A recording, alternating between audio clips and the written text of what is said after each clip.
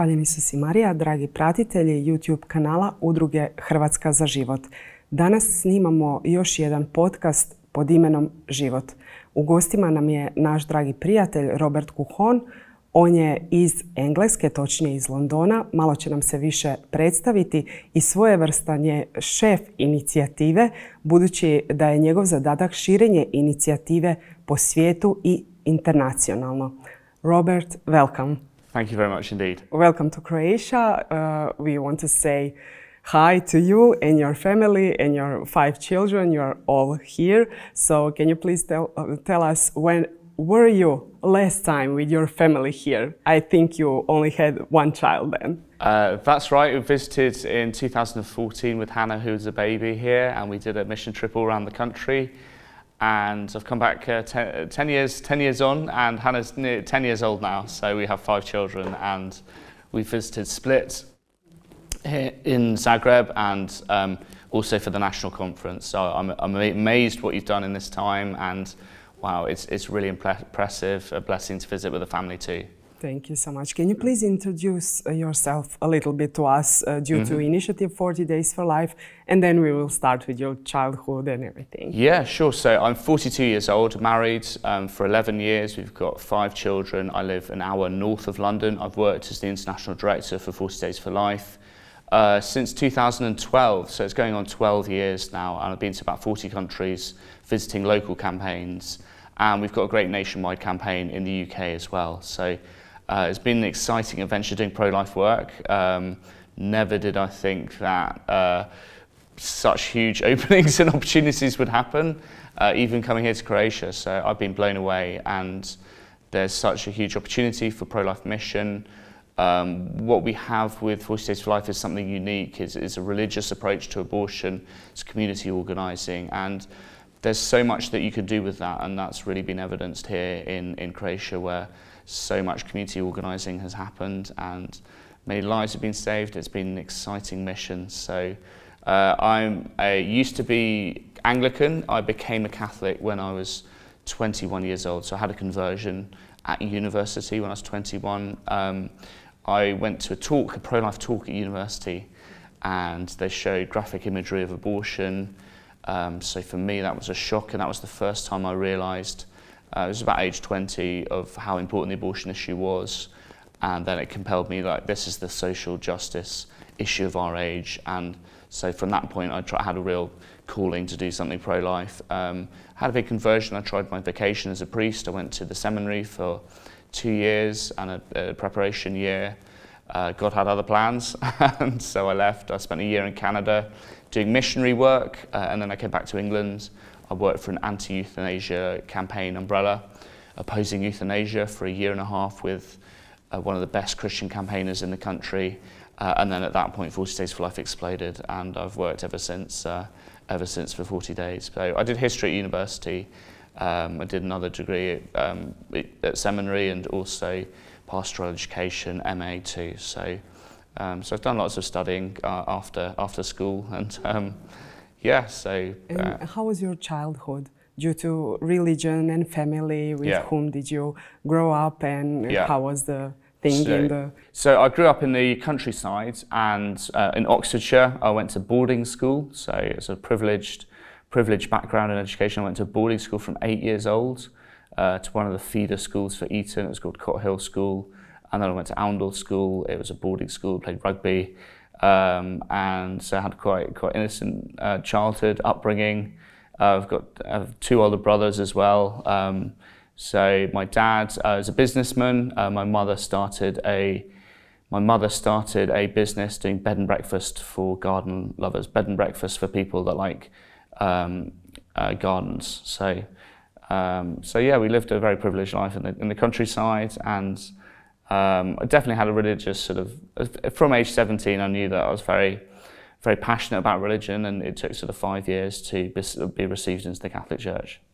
And do you have any moment that was, okay, I think I should go to Catholic Church, or how was the conversion to? So I read John Paul II's Faith and Reason when I did A-level religious studies, which is up to 18 years old, and I read John Paul II's Faith and Reason, And so that was like a journey from the head to the heart. And that was realizing kind of the intellectual credibility of Catholicism. I didn't really feel very connected with the Anglican Church, although we went to church at school. It was really the life of John Paul II. That was the big catalyst for my conversion. I was always really interested in his writings, and more from an academic perspective. I studied history at university, so I studied religious history too. So yeah, it was John Paul II, that was really, and then meeting other Catholics at university. It took a while, it took about 5 years, so sort of from the interest, So it's a long process. Quite a long process, yeah. So, but then I had a lot of zeal and passion when I became a Catholic, and so that was off the charts, you know. So I had a lot of, you know, desire to do something, and then I thought that was maybe priesthood would be the right thing, and that wasn't quite the right thing. So eventually found a niche doing pro-life work. And what about the family? Did they have some kind of issue for you to go to Catholic Church, or it was your freedom, your will? I think my parents really wanted me to be happy, and that's always been their position. So neither of my brothers are religious, but yeah, you know, we'll find our own path really. So nobody's particularly religious in the family, so I was kind of a little bit out on the side on that one. But my mum did play the organ in church, so she did have a religious sort of going to church on a regular basis. That's a really nice. Yeah, it's great. Yeah, that's very good. And what about the initiative 40 Days for Life? When was the first time when you hear about the initiative, and what was the calling inside of you that you sensed maybe? So the first time I saw 40 Days for Life was I spent a year as a missionary after I left seminary in Canada. So I joined Net Ministries, and they put on retreats for young people all over the country. So I was a team leader of 10 people. We had a minibus. We drove over the whole country. We stayed with like 50 families. So this was like an incredible experience of being a missionary for a year. I'd left seminary. I thought, what am I going to do with my life, age 26? And then I had this incredible year, and they're in Ireland, they're in America, Australia, Uganda as well. So giving a lot of responsibility to young people. And so we stayed with 50 families. We put on day retreats for schools, pretty much drove the whole length of Canada from coast to coast almost. And then I saw a prayer vigil outside the Morgenthaler Abortion Centre in Ottawa, in the capital of Canada. And just a few elderly people praying outside the abortion centre there. So I was really struck. I'd never seen anything like that before. I think the first time you go and pray outside an abortion centre, you never forget that experience. And so I was really touched. I thought, wow, that was a real experience. That wasn't the real. I remember watching a video by David B. Wright that following summer. Came back to England, like, what am I going to do now? Watched one of the videos, and it was the rally in Florida, Keep God in America. And he gave a stunning speech of, you know, the problem, the solution of abortion. And I thought, wow, we've got to do this in England. There are elderly people praying outside abortion centres in England already, but not in a big way. So I thought we'd come back to London and we'd just start. You know, I thought, actually, who's going to join this? It's going to be a complete failure. You know, nobody wants to go and pray in public, let alone on an issue of abortion. So I was watching that video, and I knew that God was calling me, and I said, all right, we've got to sign up. And I was listening to the webcast at 2 in the morning from America, just what was going on in America in the pro-life movement, really interested in that. And so it's definitely a calling. After I left seminary, I knew I was really passionate about pro-life, and it's such a great cause. It's so important. It's you know, it's a hidden cause as well. People can't see the violence of abortion. It's hidden away. The public consciousness awareness is not there. So to stand in public and pray was wow. And then I was blown away that people actually came along and joined us. You know, so I thought, you know, who's going to join this? Like, this is just not going to work. Someone said, you are crazy. Someone said, you are brave. Exactly, so. Yeah, exactly. So you get this Marmite response. Some people hate you. We went out into the abortion centre the very first time just to do, you know, a little test and see. And the people started insulting us straight away. And I was like, oh, wow, you know. So we instantly got a reaction. And, you know, a busy London street, a lot of passers-by. And a lot of people got an opinion. You know, they hate you, they love you. Something's happened to them, you know, they come and share their testimonies. They had an abortion 20 years ago. So from the get-go, we had a great team, 6 people starting. And then we had the kickoff event, 100 people. And then we started and thought, you know, wow, this is just mind-blowing. So every day I thought nobody would be there. I turned up, there were like 15 Polish people praying one day. So, so every day something would happen. And then we showed a film, Blood Money, 250 people turned up. We printed a magazine, 10,000 copies of the magazine. So yeah, there was just so much.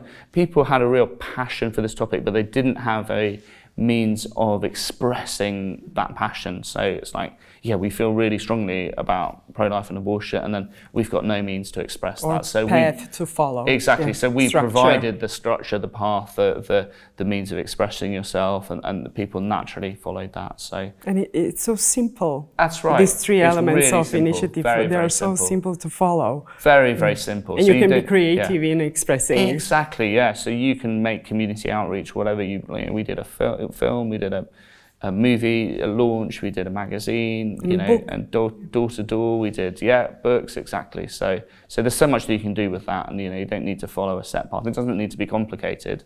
You know, often something very simple is a formula that works. So we don't need complicated structures, or we don't need to make things, you know, just go and pray where it happens, you know, and you'll touch people. And if you see this, you know, the abortion providers don't see the abortion debate in terms of, you know, kind of hearts and minds, souls, you know, lives. They don't really see it that way. It's like a product. It's like, you know, it's Number. just you're a statistic. Money, statistic, you know, procedure, termination, whatever. You know, we see this angle from a very different perspective. You know, human people who have souls, who have, you know, this is an unborn child, this is a life, this is a human being. You know, so there's a complete contrast in perspective, which is irreconcilable. You can't, you know, if you think that's a baby and the other person doesn't, and you can't really come to an agreement with what's going on. So, and all the generations that come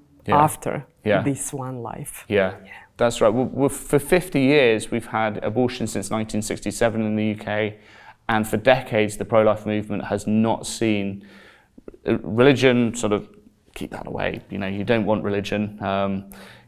Don't invite God into the pro-life debate, and that's exactly the opposite of what we're doing. We're getting prayer, we're getting God into the pro-life movement, the pro-life debate, and look what happens. You know, if you kind of keep the author of Life and Love, keep him away is embarrassing, then, you know, actually that's not the right approach. And for some people who are not religious, that's fine. That's, you know, but most people who are pro-life in the UK, most of them are religious. So we don't need to be afraid of our religious beliefs, and the majority of the population is secular, so the thinking is, oh, if I talk about God, then we're going to put people off. But actually, they're not going to follow.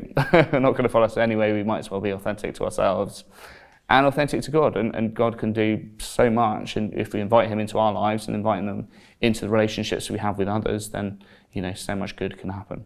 And we think also that when we have a religious human being in front of us who said, okay, what about abortion? Yeah. So you can talk about the creator of life and sanctity of life and everything. And do you have maybe some kind of advice due to someone who is not religious, who is just atheist, and some kind of argument why you shouldn't have an abortion? Absolutely. So the Pavement Counselling is an amazing ministry, because you're reaching people at a critical moment in their life. You know, this is a red pill, blue pill moment. Just you're going to go in one direction or another at this particular time. And I've seen people really good at pavement counselling or sidewalk outreach, and that, you know, they can touch people's lives. You've got a few seconds to reach somebody, so you can't just say, oh, you know, the weather looks nice. You have to sort of go for the jugular. You have to go right into the, you know, hit the nail on the head moment, because you've got a few seconds to talk to them. And, you know, in that time, you've got to mention, you know, they're already a mother of an unborn child, that, you know, they're going into an abortion centre, and, you know, in several minutes or hours, you know, that living unborn child is not going to be living, it's going to be, you know, in the waste disposal unit in a matter of minutes or hours. And this is the last moment of hope, of opportunity.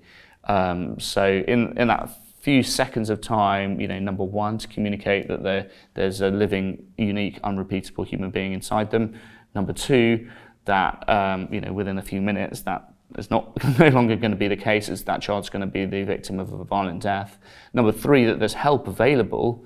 There's people willing to help for free, who've got no incentive, who are generally charitable, helpful people, any tangible need they've got, whether it's financial, housing, counselling, support, whatever need they have, that need is there. Most of them don't even know that. And so that help is available. And, there's also showing, the reality of what would happen to that child should they go ahead with the abortion, let alone any controversy the abortion centre's been in, or any irregular activity or illegal or bad things that have happened there. So you can communicate all those things. I haven't mentioned religion once, and we can talk about God as, and people have had conversions, they've been touched as well, who've chosen their unborn lives, and also post-abortion, there's, that's a whole ministry, a whole world as well. Somebody goes ahead with the abortion, we don't judge them, we don't patronise them. There's help available too. So, We just speak truth. Exactly, yes, and also meet people where they're at. We're not there to judge them or tell them what to do. We just say, look, there's help available. There's help available. We're praying for you. We care for you. We love you. We're here for you. This is exactly not what the abortion providers are. It's like, here's the abortion, bang, done, out the door, see you, bye. So we genuinely care for people, and then we receive all the abuse, and it's like you're judging people, you're patronising them, and it's like, we couldn't be further from the truth. It's like, we're genuinely here for you and willing to be attacked and persecuted and vilified in order to be there for you. So, and beautiful when people change their minds, and also they might not change their minds and meet them, and it might be post-abortion that, that's where they find God. So, there's plenty of opportunities to find God and all that. And also for the volunteers, it's, this is an opportunity for them to find God more and more, in their work, in their witness too. The witness is really powerful, and where better to witness for unborn children than the place where abortions are happening. Some of these busy London abortion centres, they've got 50, 100 appointments a day. So if you're a pavement counsellor, you're standing there offering help, 50, 100 chances to save a life. You've got hospitals here in Croatia. We had a question yesterday, much harder to witness. You don't know why people are going to the hospital. But we know we've got abortion centres. We know that, in all likelihood, somebody's going for an abortion there. So a really powerful place to witness. And all the more to do this work as best as we can. Yes, and I really love one sentence when a lady who is pregnant, she said, "Oh, I'm too young. I have so much things to accomplish in my life. I'm not ready yet to be a mother." Yeah. And then when someone said, "Okay, but you are a mother already, yeah, and absolutely. if you do the abortion, it's not that like you won't be mother anymore. Yeah. It's just like you are going to be a mother of a dead child." Yeah. So it's really like awakening moment. Absolutely. Well, the language, the terminology, choice, termination, we've got all these euphemisms. But the reality is, it's like, you're right, you are a mother already. It's like, so all this language, and that we've got ultrasound, we can see the baby in the womb. And here, we've got science, heartbeat. technology on our side, heartbeat after 16 days or so. It's like, we've got all this amazing ways in which we can see the child in the womb. And, at the same time, it's often financial reasons that people have an abortion. They're all for social reasons, when our law in England is all about, medical emergencies and, mental health of women. And they haven't been warned about the medical, the psychological, the physical, the spiritual consequences of abortion. So many people are ill-informed. We have something called informed consent on the National Health Service. Everybody should be informed if you're going to have an operation. It's like, okay, you need to be told about, here are the consequences, here are the risks. If you don't have informed consent, you walk into it blind. You've got no idea what's happening. And that's what's happening with abortion. And you've got no idea about, post-abortion syndrome, mental health problems, physical complications. Oh, it's all totally fine. That's complete rubbish. It's like, there are really, people die from abortion in very rare cases. People have serious medical complications. It leads to infertility, miscarriages in the future. They're walking completely blind into this situation. So at least, to have informed consent, it's like, well, here are the risks. They're presented to you in an impartial, balanced way. And that's not what's happening now. So, and then we're the people telling people that abortion gives you breast cancer and whatever, and it's inaccurate medical advice. So vested financial interests, it's all there. So, I think, you know, at some point we've seen other campaigners, you know, smoking, gay rights, climate change, all these people have had their day and suddenly their issue becomes the big issue of the age. And at some point for the pro-life movement, it's going to be like this massive wake up for humanity of the grim reality of abortion. And the beginning to have that in America, and that's really exciting because it's saying like, wow, you know, there's an awakening on this topic like never before. And, you know, we need that in our country. And, you know, what we're doing with the pro-life organisations, we're building to that day that we have our day, and this becomes an issue like none other.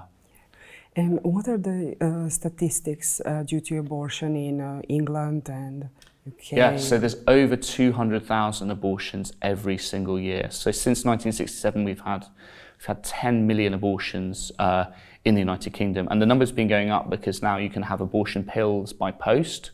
They can be sent anywhere in the country legally, and that was introduced in 2020.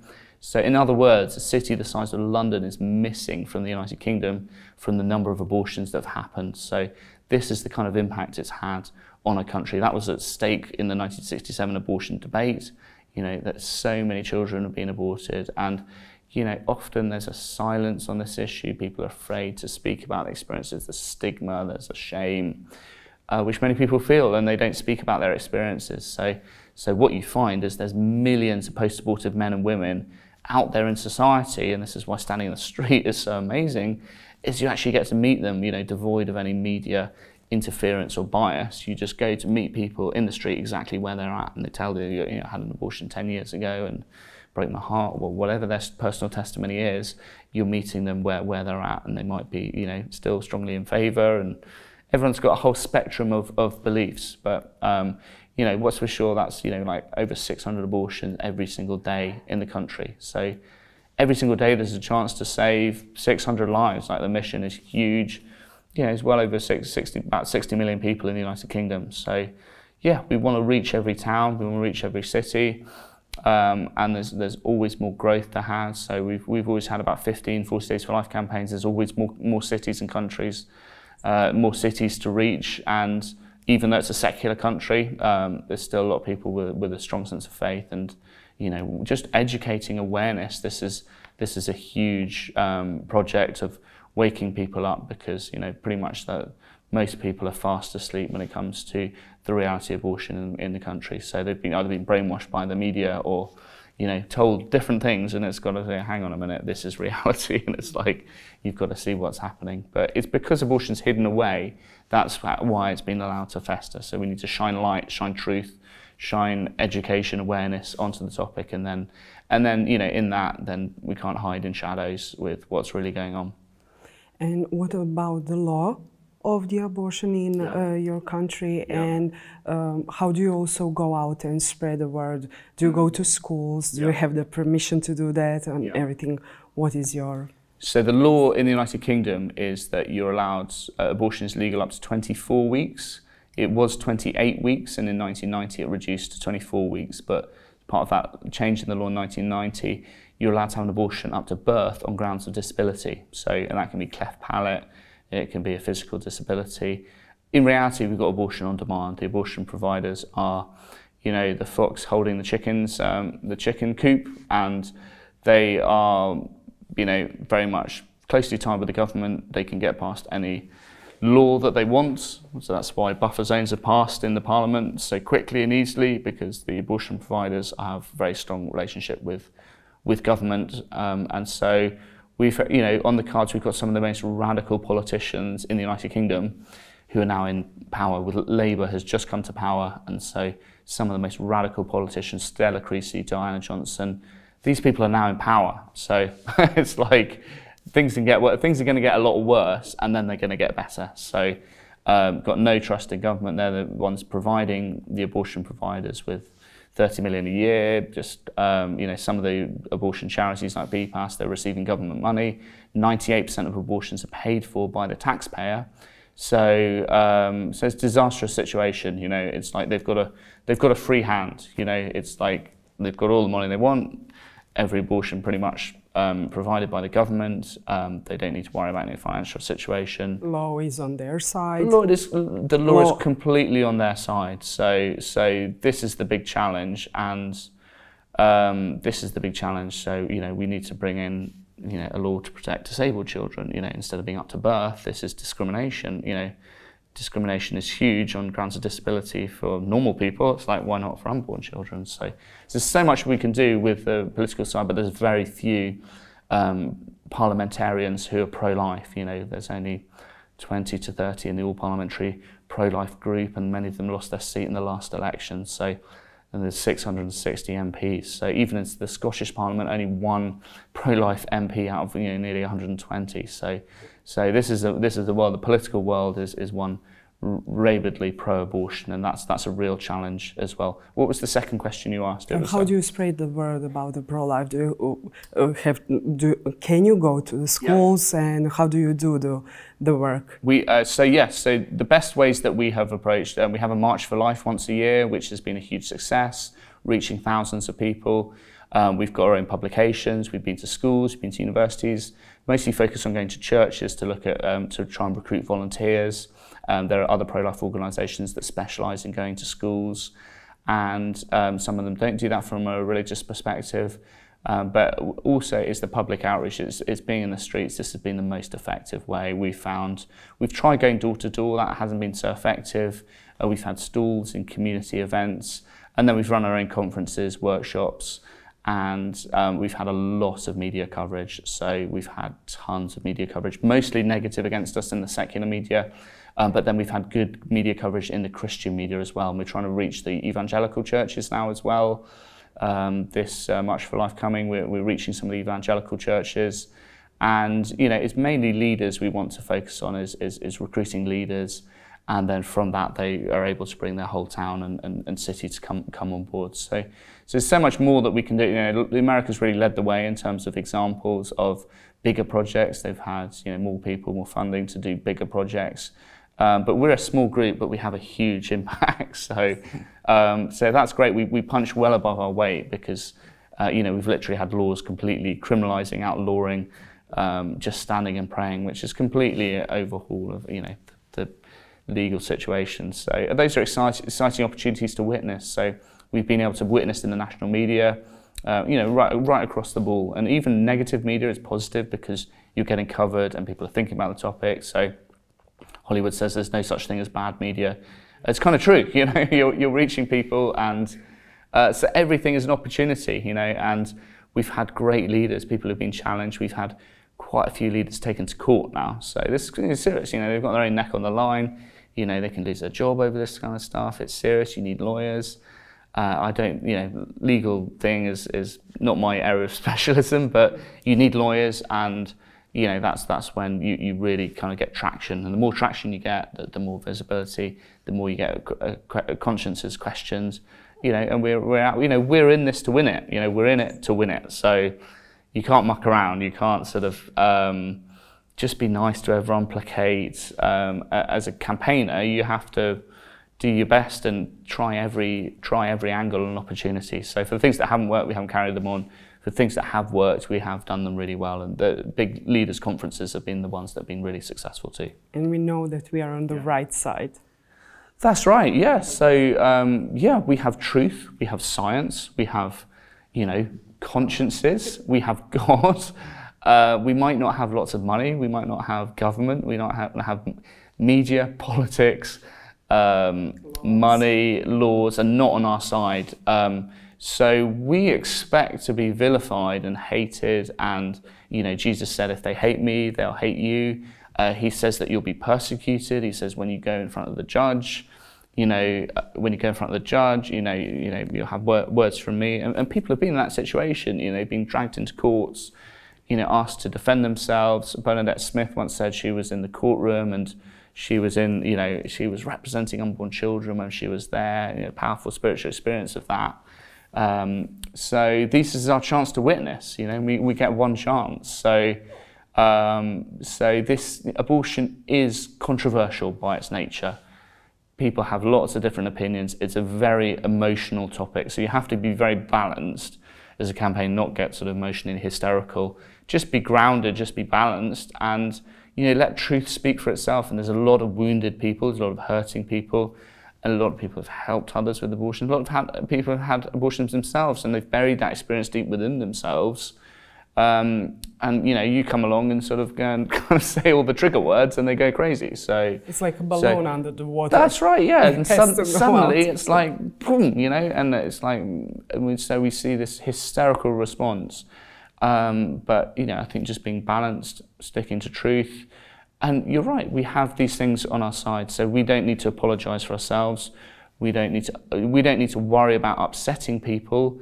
You know, the first response to truth is anger. So we see a lot of angry people, but if they encounter truth, this could be the reason why they're angry. And you know, but the more that we speak truth, the more we reach the dark places of our society. Where better place to be? You know, place of very little hope, being outside the abortion centre. This is, you know, one of the places that doesn't have hope, and we're bringing the light of Christ, the light of hope. We're bringing God to this place with prayer, and when you bring prayer into a place that has a demonic sort of presence, you're going to get fireworks. And you know, literally every single time something happens, somebody responds, something happens. It's never boring, and you know, it's a spiritual battle between life and death. And this is where we're at, you know, and you know, this is the social justice issue of our age. It's like more children are dying from abortion than from anything else. You know, it's a leading cause of death in society. So how can we not speak about this topic? Yeah. And I just remember when I ran the 40 Days for Life in my city, on east of Croatia, in Vukovar, and I thought, okay, we have a lot of religion people, we had a lot of faithful people who go to Mass every day. They will certainly recognize this issue and everything, and went out, and this wasn't happening. And then I was going through the Bible and through the scripture and reading and didn't find anything that will go onto my heart to just to say everything is going to be okay. So I read and get to the part of the Gideon army. I will cut your army, I will cut your army, I will cut your army. And he said, oh my Lord, why are you doing this? Why are you doing this? When you get your victory, so you cannot tell it's your hand, but mine. So I was so released from all the burden I had, and I said, okay, so with 2 people, we can do it if you want the victory for us. And I know that you won't, because your 5th commandment is not to kill. Absolutely. Well, you know, the whole point of 40 Days for Life is prayer and God. You know, that we can't do, you know, we can't end abortion on our own terms by purely human efforts. That this is a spiritual battle, and God's heart grieves for the sin of abortion. So this is something that He cares about deeply, and the whole approach to 40 days is we can't do this on our own. We need divine help. We need divine intervention, and you know, if we turn to God in prayer, then you know, this is a foundational start of pro-life activism. And when we do that, you know, and it's not about numbers, and God calls us to be faithful, not necessarily successful. We don't know what, we've got to trust in Him. Most people, it's overcoming fear of actually turning up to pray in the first place. There's a lot of apathy and indifference in the churches that we need to overcome. And all these challenges, and you think, you know, oh, just wading into this, and suddenly it's like a battlefield. And you know, the Christians' apathy and indifference is huge, and then there's fear. You know, oh, what if I speak about this issue? Worrying about what other people think of us. You know, for years I was stitched up in worrying what other people thought of me, and you know, with image and everything like that. We can't do this kind of work if we're worried about those kind of things of like, you know, what would my work colleagues think if they saw me praying here? Instead of worrying what God thinks. Exactly, yeah. And He said, I have my eyes on this place. Yeah, and it's like, you know, well, what will happen if I don't come along? You know, it's like, so what is the good that I can do? And so, yeah, you know, seeing it from God's eyes, and you know, and people pray about this issue, and suddenly, you know, a new perspective emerges. I've noted the contrast between the abortion providers seeing this as a statistic, or just a, you know, woman needs medical help. You know, we're seeing this from a different angle, seeing the human person, unique, unrepeatable, beautiful, and you know, the pain of being in a crisis pregnancy, the difficulty, the hurt.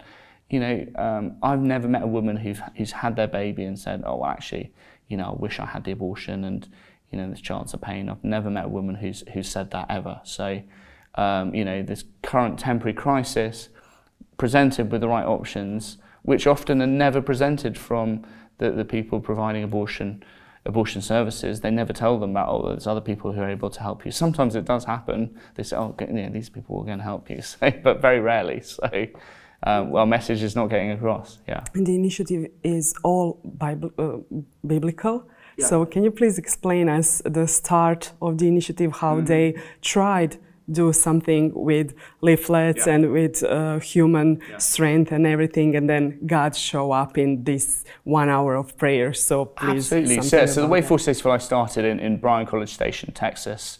Planned Parenthood, the biggest abortion provider, came to Texas, and Bryan is a university town. There's like 60,000 students there at A&M, Texas A&M University. So it's a university town, and just Planned Parenthood blitzed in. And Texas is a really conservative state. It's now abortion-free, and so there's a strong Christian population there. So when Planned Parenthood turned up, it was pretty controversial. So they had like 60 churches meet together and say, look, what are we going to do about the situation? You know, we don't want them here. They've just come in, you know, subtly sort of move in, build a building, and just start. And so they tried all the different things of, you know, all the pro-life activism. They tried all the different things, campaigning, the more radical tactics, and nothing worked. So one day, four men got around a wooden table and they prayed to God and said, look, we've tried all the human means of trying to do this. We're stuck, we're lost. We're just going to turn to you in, you know, 1 hour of prayer around a wooden table and pray to you and you know, seek your face and try and work out the way that you want to end abortion. So in that 1 hour of prayer, throughout salvation history, God's used a 40-day time period to bring immense spiritual change. Noah spent 40 days on the ark. Jesus spent 40 days in the desert during, you know, what we commemorate as Lent these days. Also Moses, Elijah. So that scripture, 40-day time period, is spiritually significant time for change. So that came to them, and then prayer and fasting as being like key components for spiritual change, but then community organising, have a round-the-clock prayer presence at the abortion centre. So they did a 24-hour vigil, you know, 40 days solid, that's 960 hours of prayer outside the abortion centre, and the abortion rate declined by 28%. They also visited every single house in the community, so they took a team doing, you know, door-to-door outreach. They've met the abortion provider at their own house in that process.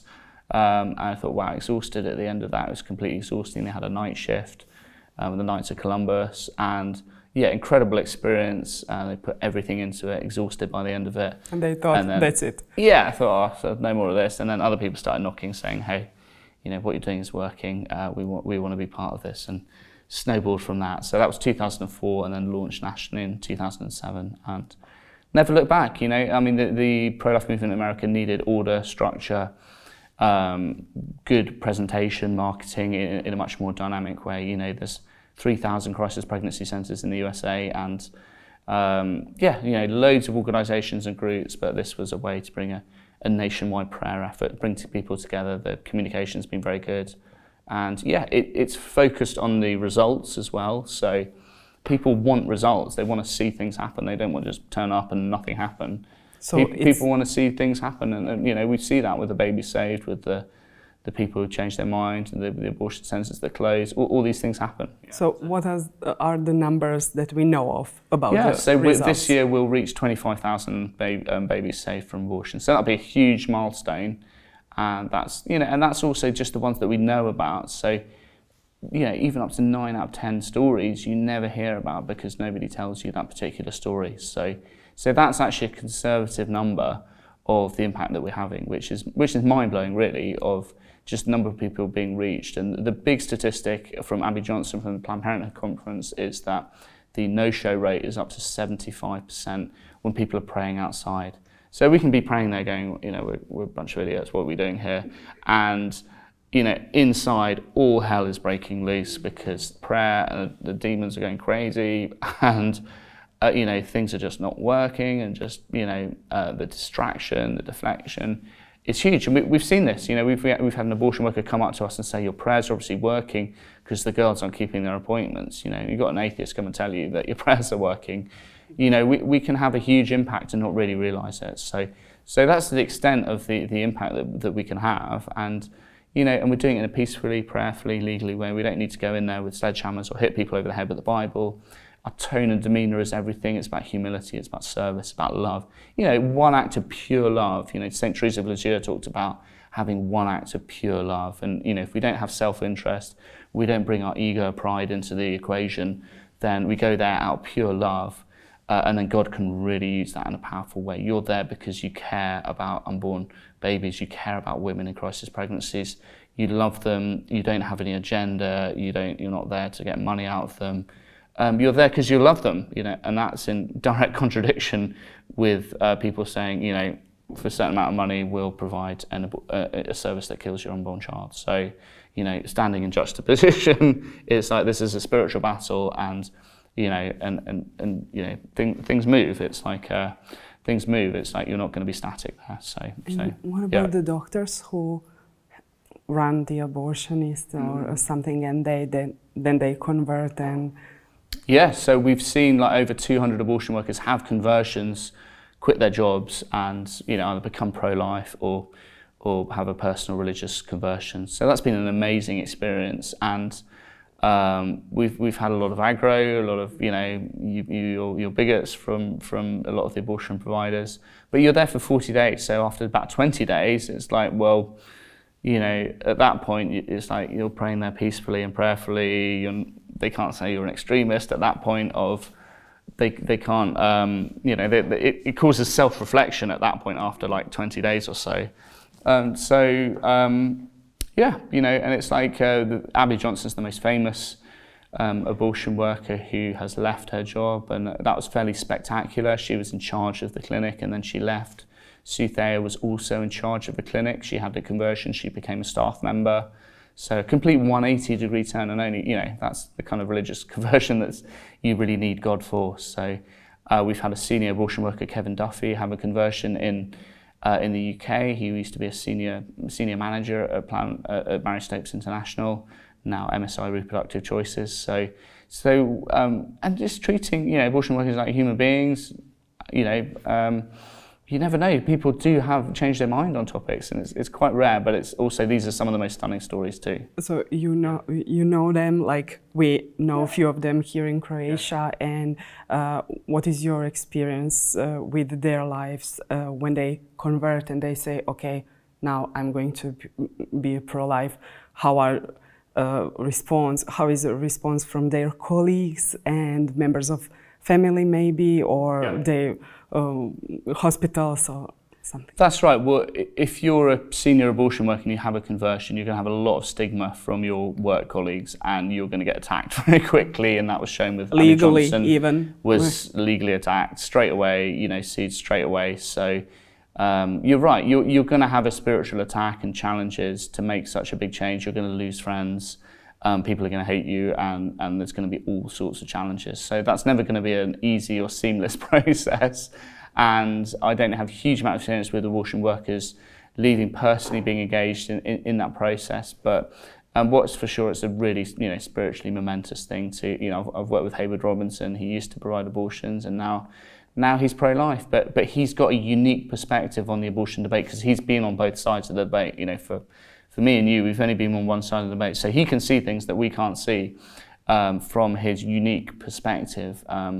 But, you know, God loves each and every person everywhere. So, and, you know, we're better to witness to the abortion doctors as well. You know, it's like, they're not the enemy. It's like the abortion doctors are not the enemy, and they're not our foes. They're fellow human beings, you know, in need of love. In need of, you know, respect, dignity, self-worth. Satan is our enemy. He's the enemy.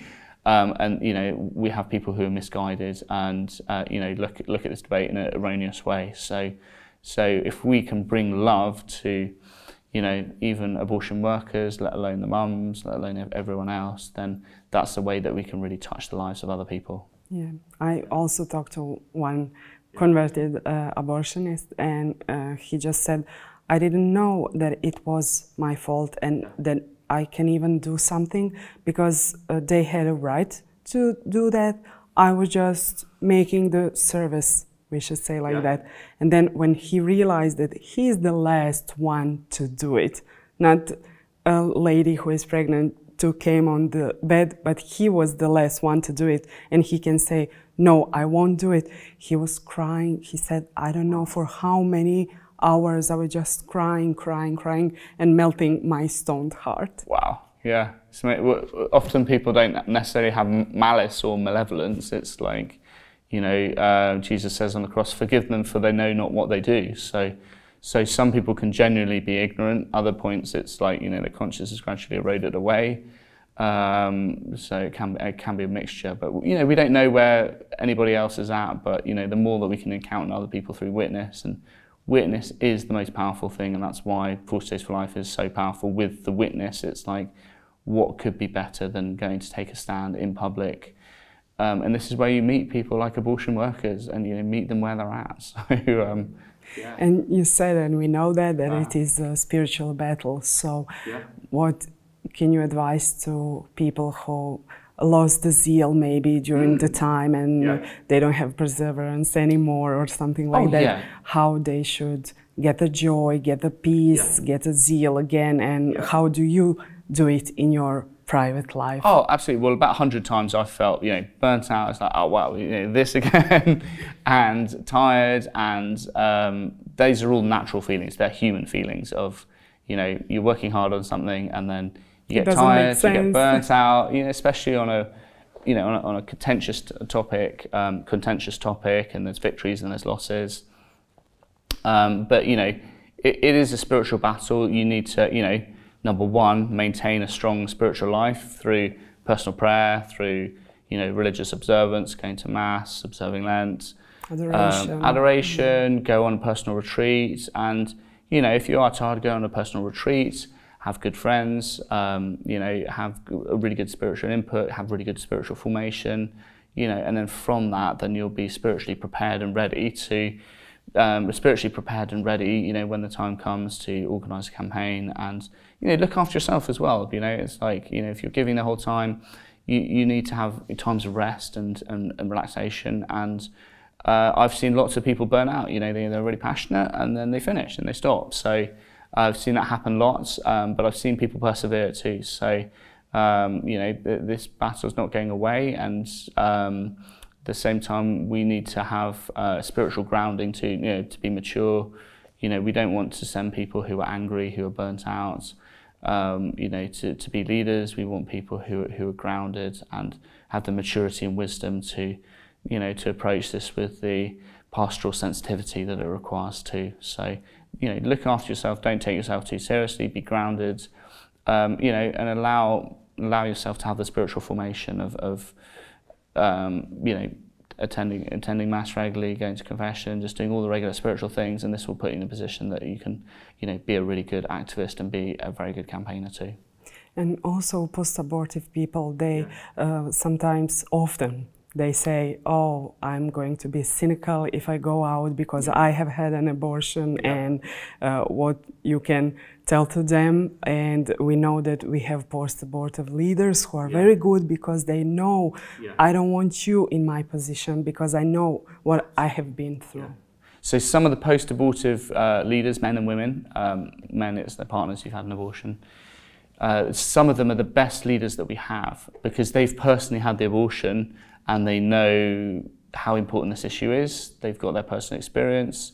The most important thing is that they have had healing and a chance to, you know, healing, forgiveness, reconciliation and peace from that experience, because you can't sort of jump in from suddenly having an abortion and then suddenly becoming a pro-life activist. You need to go through a journey with God first, and then you're ready to be involved in ministry. So, you know, number one, if you've had an abortion or your partner has, then, you know, first of all, be healed, go on a retreat, a healing retreat, Forgiven and Set Free, or Rachel's Vineyard, for example. Go on one of those retreats, and then when you're ready with God, you know, that's the time. And at one point, we had 30% of our leaders in the US were post-abortive. And they were the best, you know, some of our leaders are absolutely the best, you know, they're absolutely amazing. We've had one that's testified to the Scottish Parliament, another just shared her testimony of how she was raped, had an abortion, amazing story. And so these people got incredible stories, but, you know, they've got to know that they're forgiven themselves, got to forgive yourself first, and they've got to find forgiveness with God and find that relationship with God. And then when you've done that, then you're ready for action. In Evangelium Vitae, John Paul II said, you know, I'd like to speak to those who've had an abortion. You know, it might have been a heartbreaking experience, but you can be some of the greatest defenders for life. So that's how God can use you. You know, it's like, you know, it doesn't matter where you've been, what you've done in the past. It's where you go from this point forward. So. And you know, if you've had an abortion, you're an expert. You know this topic. You've had that experience, and you can do a tremendous amount of good through that. And many of the leaders have the zeal, the passion from that experience because they've been wounded, but now they've been set free, and that's how God can use them. We have in Croatia, due to statistics, that it's said that the most women who have had an abortion, they are from 39 to age 30, from 30 to 39, and it's their third pregnancy, and they're in marriage. Do you have some kind of statistics about that? Yeah. What type of ladies do the abortion? Because everyone said it's those who are raped or those who are young or something like that. That's but right. It's not the truth. The government collects all sorts of statistics on abortion in the UK. You can see them, and rape is very rare. People say, oh, what about rape the whole time? But it's really for a whole range of, you know, the whole range of circumstances, situations. That people have abortions. Sometimes if they're a young person, it's like, oh, it's too early to have a child. For other people, it's like, I've had too many children, or as soon as that contraceptive mentality enters, can even be a marriage. You know, we've met people from all walks of life. You know, often it's socio-economic reasons that are having abortion rather than mental health. And so, you know, we already have enough children. Often it's finances. It can be for financial reasons. We can't afford to have another child. Is often very common. So there's all sorts of reasons, you know, and the law in the UK is very clear. It's like you can only have an abortion on certain medical grounds. So, you know, on the grounds of mental health, which is essentially a lie. So you know, that we want to reach people where they're at. We want to meet them, counsel them, you know, and love them where they are. So for whatever reason, it's like, you know, that's where we want to be. So that's why we're praying outside the centres. Yeah. And a little bit about your family. So you are a father, a husband, and how do you raise your children in the religion, and how do you raise them maybe to be pro-life? How do you keep up with all of this if some of your children ask one day, oh, Daddy, what is an abortion? Yeah. What are you going to tell them? Not to be so rough of the information and everything. So we've got 5 children, aged 2, 4, 6, 8 and 10. And so they're at a very young age. And so we do part-time homeschooling at home. And at such a young age, you know, it's quite a sensitive topic. So there are children's books about, you know, children's pro-life books as well. We go on the March for Life every year, and so they have an idea, you know, roughly what I do for a living. And, you know, at some point, you know, having conversation, I think actually they've, through experience, they've experienced what's, they have a good idea of what being pro-life is about. So, you know, it's being a good example ourselves. And parenting's difficult, it's a challenge, still on a learning experience with that. And you know, you get challenged with patience, with all sorts of different ways. You get prodded and pushed in all sorts of different ways. But it's a great joy. It's a sacrifice, but it's also a great joy. And, you know, the more that we can bring our children in the faith, the more that we can, you know, the more that they can understand, you know, have a personal relationship with God. You know, that's the main thing. If we can really get them strong in the faith, that's what we really care about. So then they are going to realize something that it's already given to them, like knowing that the life is saint and that they should really enjoy in having life and to see a pregnant woman or something like that. Well, faith it will go naturally. Yeah. Faith is caught, not taught. So it's through our own witness and example. So if we can have a good witness example as parents, then it's naturally infused into our children. So, you know, everything we think, do and say, they imitate us. And so if we do good things, then that's great. If they do bad things, then you can see in your own children, you know, all your bad habits and everything. So, you know, they reflect them back to you, and it's like, oh wow, like a mirror. Yeah, that's right. So, but no, it's a great adventure being a parent. I love children. You know, we'd love to have more children, all one step at a time. It's a joy having a large family too. That's so good. Yeah. And how did you meet your wife? You already shared that. Yeah. So we had a mutual friend. I did a project called Catholic Voices, which was media training. And there was a lady that was on that leadership team doing that. She was also at Hall of Residence in London, and where Cara had lived, my wife. And so we met at the closing party of the first ever 40 Days campaign. I was very busy, like organising everything, but then we went on a business meeting a few months later, and it all started from there. So definitely was very attracted to her, and yeah, there were quite a few marriages from our pro-life group in the early days. We got young people involved too, and so she's a doctor and a lot of mutual interests. So it was just a very good natural fit. There was chemistry, attraction, and it was great to meet somebody through doing, you know, ministry and pro-life work as well. So. Yeah, really exciting work. That is also one of your arguments for the people who maybe don't want to come. Please come, you can meet your future spouse. You said that. That's already. Right, yeah, that's right. So, we had to come up with schemes of how to get people involved, get young people involved, and so that was our scheme, like come along, you know, and we had loads of young people at the beginning, so that was a sales pitch that worked. So, you know, we'll get young people involved. You speak from the experience. Well, so that's right. So didn't think it was going to happen to me. So we had lots of young people there, and yeah, there were lots of elderly people that prayed outside the abortion clinics, but very few young people. So we got lots of young people involved for the first time, and there was a great social scene as well.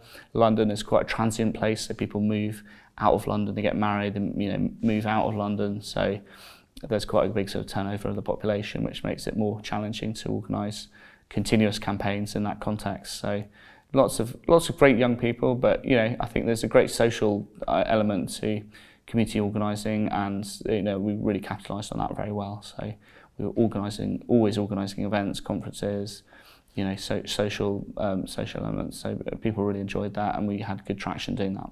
And that's so good because we can all connect. So we know each other 10 years, that's right. And we can connect, and we can just follow how everything is going greater and greater, and that's so good. Pro-life is, you know, people really are passionate about this subject, you know, have a lot of passion, and you connect with people internationally. There's, you know, it's an amazing pro-life community out there, and so, you know, I found it personally life-transforming to be involved in the pro-life movement, and it's been hard, it's been a struggle, it's been challenging, been pushed in all sorts of different elements, but it's also been a great adventure, and yeah, you know, travelled here, there, and everywhere. Just the most amazing people, met the most amazing people. You know, it's incredible work, and you know, you meet these people doing the most amazing work, and you know, it's life-giving in that context. So.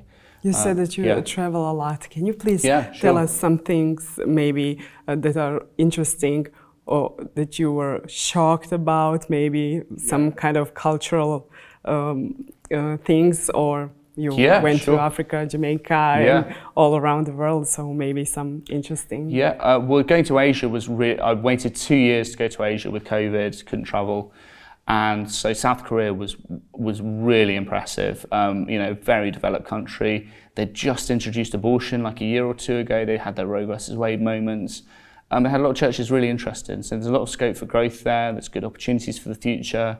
And they got it, and they did it pretty well. They did a campaign very well in the street, and met some amazing people there. Likewise with Taiwan, we've got a missionary nun who's the leader there, and she's Sister Fidelis? Yeah, and she's organised everything, you know, and it's like she's got a free rein to organise, you know, a crisis pregnancy centre, a March for Life, and you know, 40 Days campaign all over Taiwan. So you know, she's a missionary. She understands the culture, and it's very different there. You or I travel there, you wouldn't understand the culture. You can't say no to people. There's a delicacy with kind of bringing up a controversial subject in public. So she understands the sensitivities of the culture. But you know, mind-blowing to have a mission trip there, and the birth rate is really low. So, but at the same time, really ripe for mission there. So, like 2/3 of the world's population there. And so, you know, really hope that we'll get a strong foothold in these countries, and then things will just grow like crazy, just like here in Croatia. Africa's very different. Abortion is illegal in a lot of countries. So I've been 7-8 times to Africa. And it's hard, you know, just to organise anything there is quite complicated. People don't have the luxury to be activists or to be organisers. You know, subsistence farming is the mainstay of, you know, in the Uganda, I saw that, you know, everywhere. A lot of people are subsistence farmers. So it's a much more simple life, but they still have values. So many people are pro-life, and there's still a lot of scope for growth there too. So, you know, and you have to contextualise, you know, campaigning in each country. It's got to be relevant and applicable to the culture, the customs. People are opposed to abortion. It's still happening a lot, you know, under the scenes. So you've done chastity outreach, you know, in schools and stuff like that, which has been really impressive. So we have a friend from Nigeria who was there and doing a 40 Days for Life, and she said we have illegal abortion, and we have first find out which doctor is doing the abortion, and then go and stand in front of his ordinary. That's right. Yeah, it's mind blowing, really. So very conservative country still, but abortion is still common in those circumstances. So, and you know, you can be stigmatised from your family, you know, thrown out of the family home. There's no social security there. And so poverty is a huge issue in Africa as well. So all these challenges, at the same time, people are very receptive to the message. Churches everywhere, really strong religious faith. And Africa's the future as well. You know, so many young people being born there. You know, they're going to have an incredible future. And in Europe, we're going to be struggling, and you know, population is going to be dying off. But there's lots of opportunities. So we go around spreading the seeds. And trip to Jamaica last March was really incredible, and that they had so much zeal, so much passion there. And just so many doors open, like the media, churches, very, very receptive. So wherever we've been, we've got a very strong campaign in Latin America. We've got 2 full-time people working there, and like nearly 250 campaigns in Latin America. So that's what we need to do for Africa, for Asia, is open the doors, start relationships, start with leaders, and then, you know, invite them to build nationwide campaigns. So, you know, one step at a time. So, you know, we're at a very early stage of that, but you know, I think, you know, with experience, with expertise we've got, and especially from the US, a lot of the US projects have not fully reached an international audience yet. So, you know, when they do, and then things are just going to grow and grow from that point onwards. Yeah.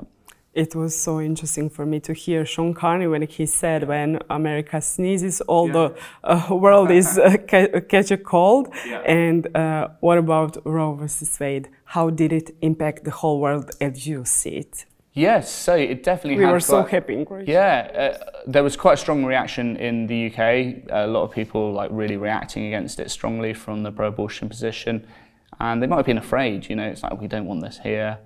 It shook them. It sort of waked them up. It was a surprise. So yeah, there was a strong international reaction, and quite exciting, you know, to have such a huge victory. And it's like, wow, I never thought I'd actually see that. So I'm much more cynical. So I think it's very exciting. And so, you know, having been challenged and lost a lot of times legally, suddenly to start winning, and you know, at some point it's going to be a tipping point, and you know, you lose, and then you start winning, and then there's a tipping point from that point onwards. So at some point, pro-life movements can start winning, like very quickly, and we've seen the beginning of that in America. So to see it in another country, it's like, ooh, it would be nice if that could happen here. So, but France, they put abortion in the constitution recently. We've seen, you know, other places, you know, completely decriminalise abortion.